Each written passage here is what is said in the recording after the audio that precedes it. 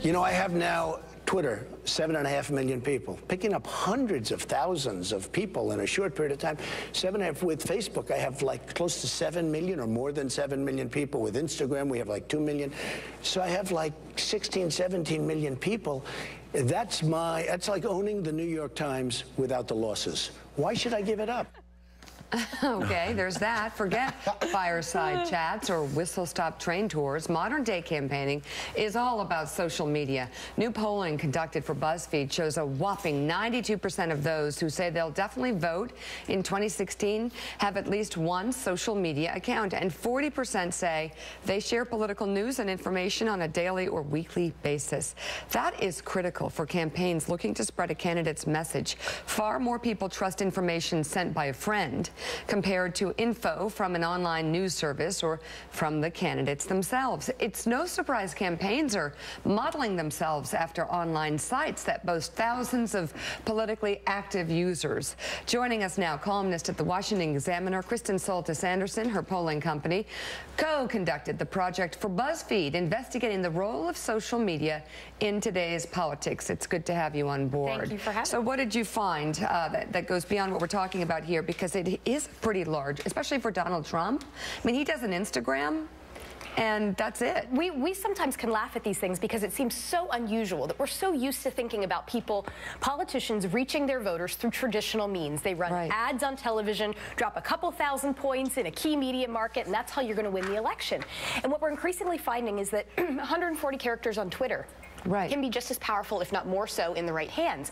And that nowadays you have declining trust in big institutions, so particularly among younger voters. So when they get something from a traditional news source that a friend has shared, it comes with a kind of good housekeeping seal of approval. That's why the social sharing of news stories, even from traditional sources, is such an important thing that's shaping minds this election. And we're talking about Facebook, Twitter, Instagram, and a lot of the candidates, Donald Trump tops them all, though, have accounts and get information out that way. Well, and part of what has helped Donald Trump is that he's had this brand built up over decades. He's built up a following through his work in the entertainment industry. I think that's the story the media missed. That Donald Trump has been so skilled at sort of storytelling and entertaining and captivating and branding, and so people feel like they know Donald Trump. What's remarkable is I heard a story that a younger member of the organization came to him just a year or two ago, said, "You need to get active in this stuff," and that it started up that quickly. And he sort of understands that now, with the way social media has reshaped the news cycle, the need to be entertaining and engaging has become almost paramount.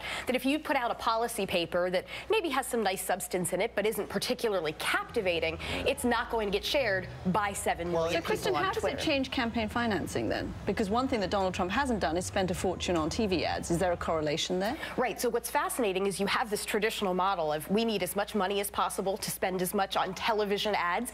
But now Donald Trump is able to use earned media. He's able to do something that packs a really big punch on social media, and then we talk about it all morning, and then it reaches those millions of views anyway. And therein lies Donald Trump's success. Everybody acts like, oh, everybody's just following Donald Trump because they want big rate. No, it's like a circle of life.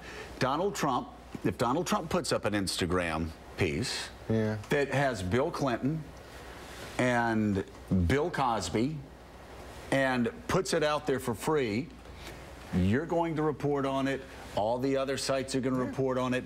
Everybody's going to be talking. If John Kasich puts out his 3-point plan to take care of carried interest, nobody's going to pick it up. Well, so social media by itself doesn't move the meter. But social media done in a provocative way, and I'm not just saying being offensive or blunt, but done in a provocative way. Bernie Sanders has done it as well.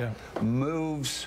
You've got to, it doesn't stand alone. It's got to move through the media circle of life. If I may, I think what you're trying to say is you need to create a moment, right? And so, for instance... I actually wasn't saying that at all. For instance, Rand Paul can talk about his desire to simplify the tax code, but what he did this cycle instead was he actually grabbed a blowtorch and he blowtorched the IRS code or whatever it was to create a moment.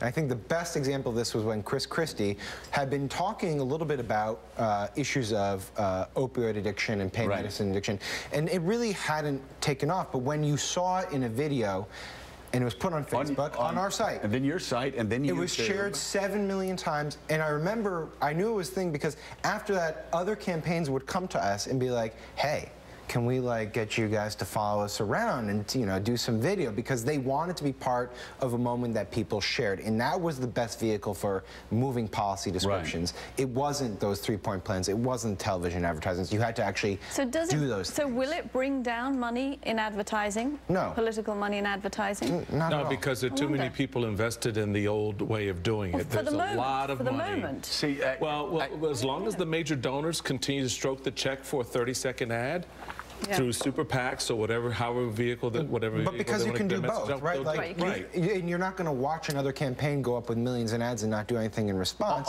Unless you can do both. Unless you're Donald Trump. And here's the thing, though, Donald Trump. People are trying to project forward sometimes too many lessons from 2016. Donald Trump is a one-off. Right. Like Barack Obama was a one-off. Like Ronald Reagan was a one-off. Unless all our candidates are celebrities who already have brand followings in the future. If Kim Kardashian runs in 4 years, or if Kanye really steps through the door, Kanye probably might have to buy 30-second ads in Cleveland. So here's what